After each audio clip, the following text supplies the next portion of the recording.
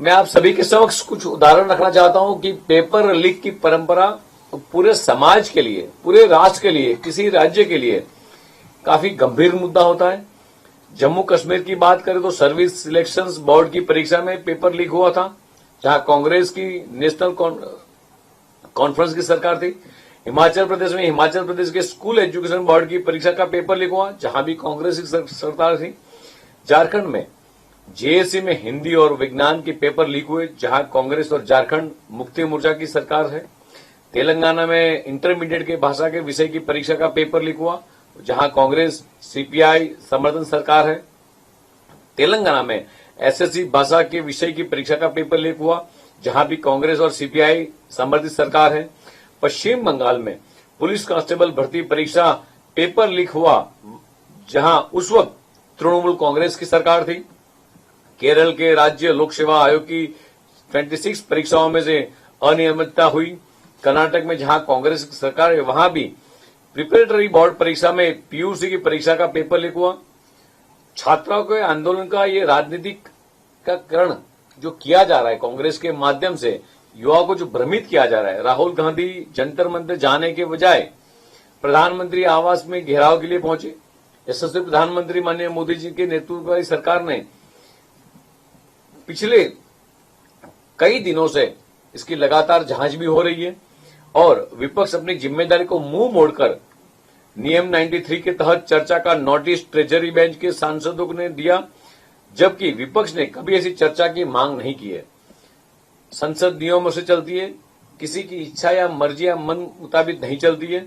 राहुल गांधी के पास अपनी बात रखने के लिए संसद जैसा उचित मंच उपलब्ध है, लेकिन विपक्ष अपनी जिम्मेदारी निभाने के बजाय केवल उपद्रव करना चाहती है। देश का छात्रा और युवा समुदाय बहुत समझदार है और सत्य उनसे छिपा नहीं रहेगा। देश का युवा अराजकता का साधन नहीं, बल्कि भारत का राष्ट्र का निर्माता है। आदरणीय प्रधानमंत्री माननीय मोदी जी आज सुबह ही एक्स और पोस्ट करके देश की जनता को भरोसा दिलाया है कि पेपर लीक के मामलों के लिए फास्ट ट्रैक कोर्ट का गठन किया जाएगा। दोषी को तो त्वरित कड़ी सजा सुनिश्चित की जाएगी। युवाओं के भविष्य के साथ खिलवाड़ करने वाले किसी भी दोषित को बख्शा नहीं जाएगा। मैं आप सभी के माध्यम से गुजरात के युवाओं को कहना चाहता हूं कि देश के यशस्वी प्रधानमंत्री माननीय मोदी जी ने विकसित भारत बनाने के लिए युवाओं की भागीदारी को महत्व दिया है। आदरणीय मोदी जी गरीब हो, युवा हो, महिला हो, किसान सभी के कल्याण के लिए अनेक लाभार्थी योजना लाया है, और वो सफल तरीके से उन लोगों तक पहुंचाने में सफल हुए हैं।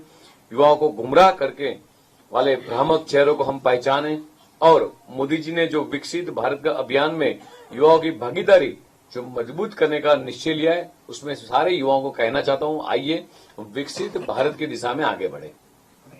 Thank you. धन्यवाद मित्रों। આપણે ભોજન બધા સાથે લેશું।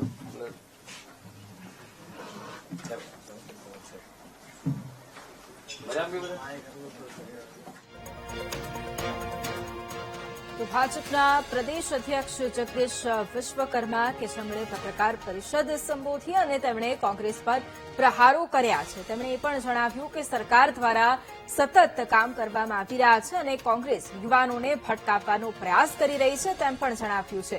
તેમણે એ પણ કહ્યું છે કે પેપર લીક કૌભાંડ છે એ કોંગ્રેસના કાર્યકાળ દરમિયાન ખૂબ વધુ થયા હતા અને જે યુવાનો છે તેમને નિરાશ નહીં થવા દઈએ અને રાહુલ ગાંધી યુવાનોને ભડકાવી રહ્યા હોવાની વાત તેમણે કરી।